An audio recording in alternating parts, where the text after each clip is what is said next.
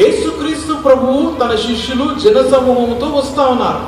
వచ్చేటప్పుడు వాళ్ళు ఏమి ఎదుర్కొన్నారు అంటే, ఒక విధవరాలి ఒకగానైన ఒక కుమారుడు చనిపోతే ఆ చనిపోయినటువంటి ఆ యవ్వనస్తుని పాడి మీద పెట్టుకొని వస్తా ఉన్నారు. ఎక్కడికి? గవిని బయటికి. ఆ తల్లిని యేసుక్రీస్తు ప్రభువు చూసి ఉన్నాడు. హల్లెలూయా. తన కుమారుడు చనిపోతే ఒకగానొక కుమారుడు, ఎంతమంది లేరు ఆమెకు. ఆ తల్లి తన కుమారుడిని ఆధారము చేసుకొని బ్రతుకుతా ఉంది. దాదాపు అతనికి యవనస్తుడు అంటే 20 నుంచి 30 ఏళ్ళు ఉంటాయి. ఆ తల్లి ఎంతో కష్టపడి రెక్కలు ముక్కలు చేసుకొని తన ఒక్కగానొక కుమారుణ్ణి అన్ని సంవత్సరాలు పోషించి పెద్ద చేసి పైకి తీసుకొని వచ్చింది. ఆ కుమారుడు కాస్త ఏమైపోయాడు? చనిపోయాడు.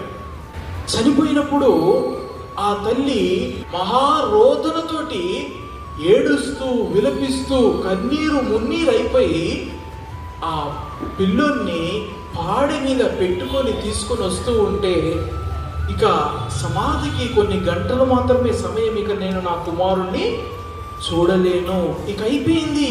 అయితే కనికరము కలిగినటువంటి మన ప్రియ పరలోకపు తండ్రి, మన ప్రభు అయిన యేసుక్రీస్తు ఆమెను చూసి ఏమన్నాడు తెలుసా? అమ్మా, నువ్వేడవకు. ఎవ్వరు ఏమీ చేయనటువంటి నిస్సహాయ స్థితిలో ప్రభువు సమీపించుడు. చప్పట్లు కొట్టి దేవుని నామమున మహిమపరుద్దాం. మీలో ఎవరైనా అనుకుంటున్నారా నేను నిస్సహాయ స్థితిలో ఉన్నానని?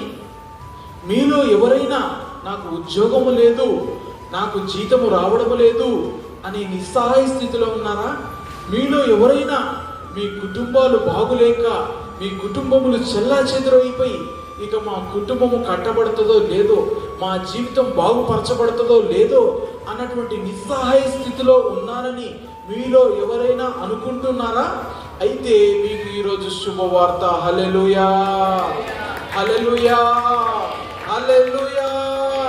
నిస్సహాయ స్థితిలోనికి నా ప్రభువు ఈరోజు ఎంటర్ కాబోతా ఉన్నాడు. హల్లెలూయా. నేను ఇది చేయలేను, నా చేత ముగించబడ్డది, నా జీవితం అయిపోయింది, ఇక సమాధిలోనికి పెట్టడానికి మాత్రం కొన్ని గంటలు మాత్రమే ఉన్నది అని నీవు అనుకుంటున్నావా? అప్పుడు ప్రభువు వస్తాడు. హల్లెలూయా. ఆయన వస్తాడు. హల్లెలూయా. ఆయన వచ్చి పాడెను ముడతాడు. హల్లెలూయా. సమాధిని తెరుస్తాడు. హల్లెలూయా.